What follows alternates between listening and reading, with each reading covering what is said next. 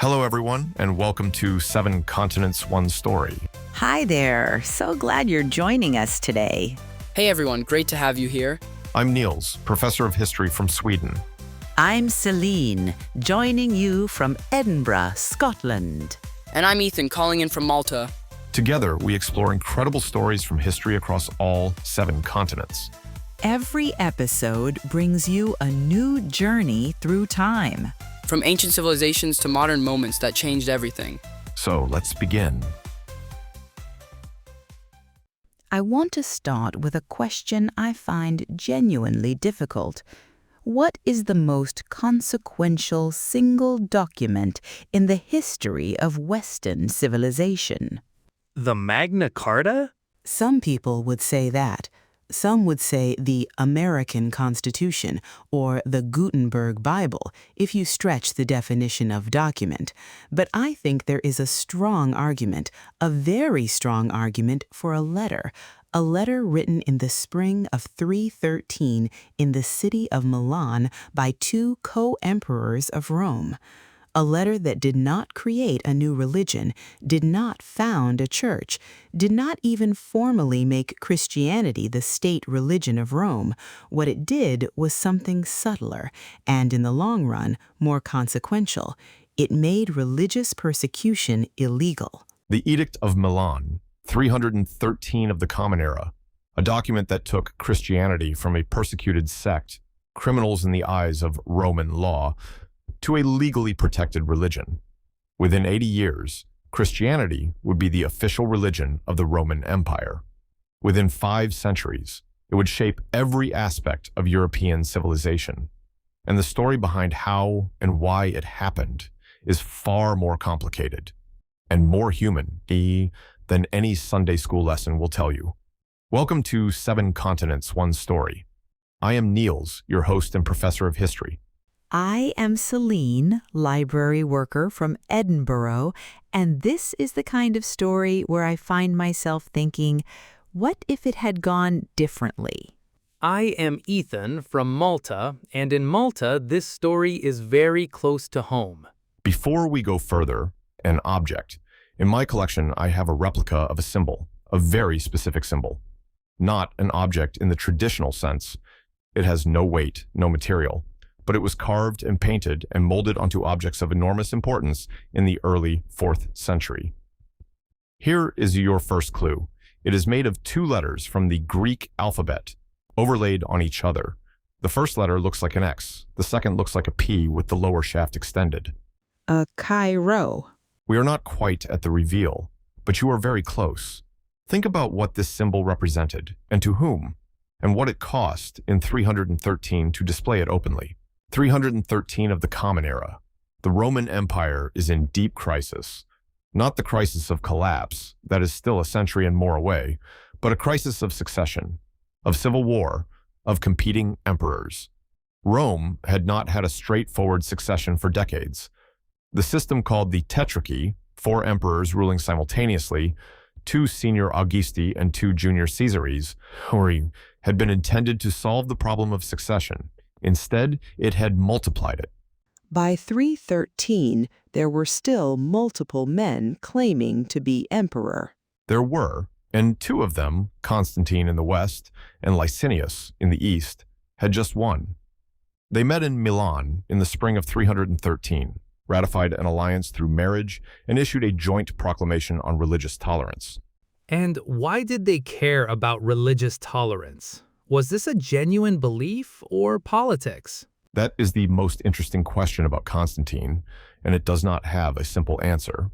To understand 313, you need to go back to 312, to a bridge over the river Tiber, just north of Rome. October 28th, 312. Constantine is about to fight Maxentius, another claimant to the Western Empire, at the Milvian Bridge. The night before the battle, Constantine reports, or later reports, a vision. He saw a symbol in the sky, accompanied by the words, "In hoc signo vinces." In this sign, conquer. What was the sign? The Chi-Rho, the overlapping Greek letters chi and rho, the first 2 letters of Christos, the Greek word for Christ. He had his soldiers painted on their shields. He had it painted on their shields. He fought Maxentius. He won. Maxentius drowned in the Tiber when the bridge of boats he had ordered collapsed beneath his retreating forces. And Constantine attributed the victory to the Christian God. He attributed it to something. Whether Constantine was a genuine Christian believer or a man who recognized the political utility of a growing and well-organized religious community, scholars have debated this for 1700 years. What do you think, Nils? I think he was probably both. Human beings are capable of genuine belief and strategic calculation simultaneously. The two do not exclude each other. Let me ask something that I think gets lost. What did Christianity actually look like at this point? Because we are talking about 300 years after Jesus. What has it become by then? This is essential context. By the early 4th century, Christianity had spread across the Roman Empire and beyond, through North Africa, Egypt, Syria, Asia Minor, into the northern European provinces. Scholars estimate roughly 10 to 15% of the Roman Empire's population was Christian by this point. Which is a very significant minority. A very significant minority. But more importantly, an organized minority. Christian communities had bishops, hierarchy, property, networks of mutual support, sophisticated theological tradition. They communicated across vast distances. They had survived persecution precisely because their organizational structure was resilient. What kind of persecution had they faced? The worst of it, the Diocletianic persecution of 303 to 3011, had been less than a decade earlier. The Emperor Diocletian had ordered the demolition of Christian churches, the burning of scriptures, the imprisonment of clergy, and eventually the compulsory sacrifice to Roman gods. People who refused were executed. This is the period that produced so many of the Christian martyrs, real people who died for refusing to perform state religious rituals. And then in 311, before Milan, Galerius, the architect of the persecution, now dying of a painful illness, issued the Edict of Toleration of 311. He legalized Christianity for the first time and asked Christians to pray for him in the state. He did it while dying? He did it while dying, whether from genuine change of heart or desperate supplication to every possible divine power, including the God whose followers he had just spent 8 years persecuting. We do not know. He died shortly after. Your second clue. The Edict of Milan itself, strictly speaking, is not a single physical document that survives. What survives is a copy of the proclamation that Licinius had posted in Nicomedia in the summer of 313, preserved in the works of the historian Eusebius of Caesarea and in the writing of Lactantius. So our artifact is preserved in a text, not as an original document. Which makes the symbol, the Chi-Rho, a more tangible object than the edict itself. The Chi-Rho was used by Constantine on his coins, on military standards called labarum, and carved into objects associated with his reign. It is the visual signature of this moment, the symbol on the shields at the Milvian Bridge, the symbol that appeared, if we believe the account, in the sky the night before the battle. Early Christian art, imperial coins, military standards, church mosaics, all carrying the overlapping X and P, all saying the same thing. We are now protected. We exist.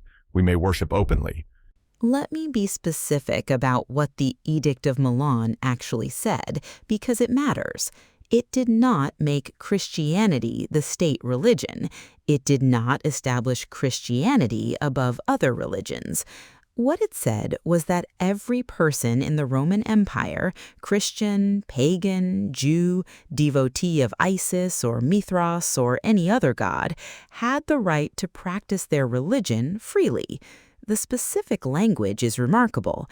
It speaks of giving free facility to pursue that religion which each may think best adapted to himself. That is, for 313, almost startlingly liberal. It is. It reflects partly Constantine's pragmatic instinct. A militarily unified empire needs internal peace, and internal peace is easier when religious persecution does not create martyrs and resentments.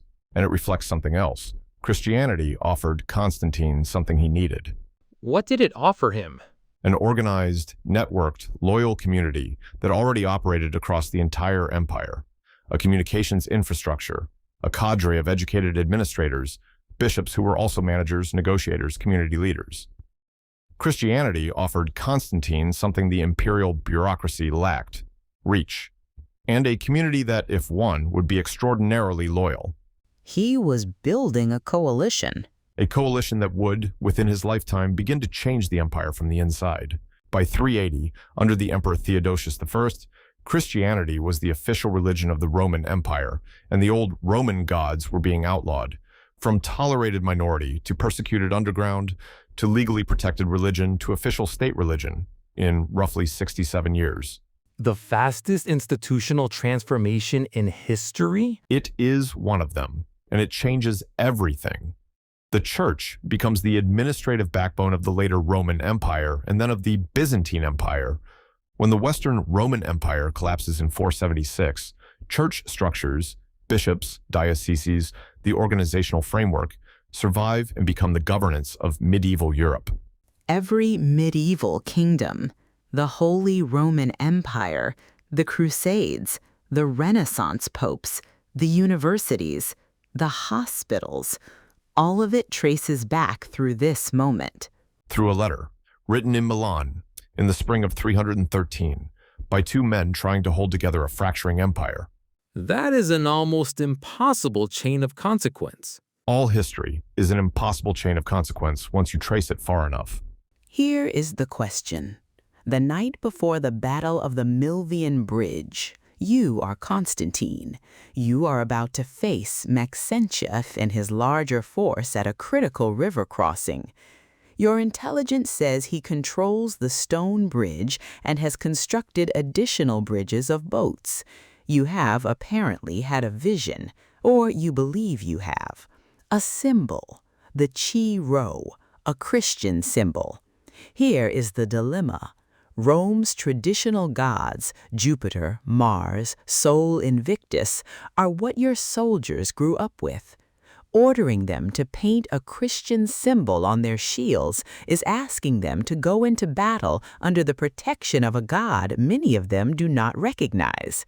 Do you use the Chi-Rho, or do you rely on the traditional Roman religious symbols your army understands? This is actually a harder question than it sounds, because if I am Constantine and I genuinely believe I have had this vision, then not using the symbol feels like tempting the divine. You were given a sign. You ignore it? But if you are Constantine and you are a cynical political operator, using the symbol is a risk. Your soldiers might reject it. I think I use it, either because I believe in the vision or because the Christian community is well enough established that having their God on your side is worth the political gamble. And there is a third possibility. Constantine may have chosen the Chi-Rho because it was visually similar enough to other Roman symbols, overlapping letters, that soldiers could interpret it as they chose. A symbol ambiguous enough to mean different things to different people. Political genius, or divine inspiration, or both. With Constantine, both is usually the right answer. Your final clue, X and P, Chi, and Rho. The first two letters of Christos in Greek, overlapping, creating a single composite symbol. This symbol appears on Constantinian coins from around 312 onwards. It appears on the military labarum, the imperial standard that replaced the old eagle standards. It is carved into sarcophagi, mosaic floors, architectural elements across the Roman world. The Chi-Rho is the visual shorthand for the moment when a persecuted religion became an imperial one, when the Christian community went from hiding their faith to placing it on the shields of legions. You can find this symbol in churches across the world today. In Malta, which had converted to Christianity well before this date, according to tradition. In Rome, in Constantinople, 1,700 years of continuous use. From a vision before a battle, or a calculation before a battle, to a symbol that still appears in every Christian church on earth. The most consequential symbol in Western history was chosen, if the accounts are accurate, by one man the night before a battle, either in genuine faith or in strategic gamble. And we still don't know which. That is why history is inexhaustible. Before we close, I want to name someone who almost never gets named in this story. Galerius, full name Gaius Galerius Valerius Maximianus, Emperor, from what is now Serbia, the man responsible for the Diocletianic persecution of 303 to 3011. The architect of the worst official persecution of Christians in Roman history. Who then, in 311, dying in pain, issued the Edict of Toleration that first made Christianity legal in the Roman Empire. 2 years before Milan, Galerius got there first. The Edict of Galerius in 311 is the actual first moment of official tolerance. Constantine and Licinius in 313 are ratifying and extending something that Galerius had already begun. Why does Galerius not get the credit? Because he is not a good story. He is the man who caused immense suffering and then, at the last moment, partially reversed the course. Constantine, with his dramatic vision, his military victory, his subsequent transformation of the empire, is a much better protagonist. But without Galerius's 311 edict, the Edict of Milan looks different. The legal framework Constantine extended had already been constructed by the man who created the persecution in the first place. History is full of people who do the right thing too late. Galerius did it almost too late, but he did it. Galerius. Remember the name, the man who persecuted and then repented and changed history by doing so. 313, a spring meeting in Milan, 2 co-emperors who needed each other's support. A simple, radical idea: no one should be persecuted for what they believe. That idea, in an empire that had spent centuries enforcing religious conformity, was revolutionary. And the revolution it set in motion changed Western civilization so thoroughly that we still live inside its consequences today.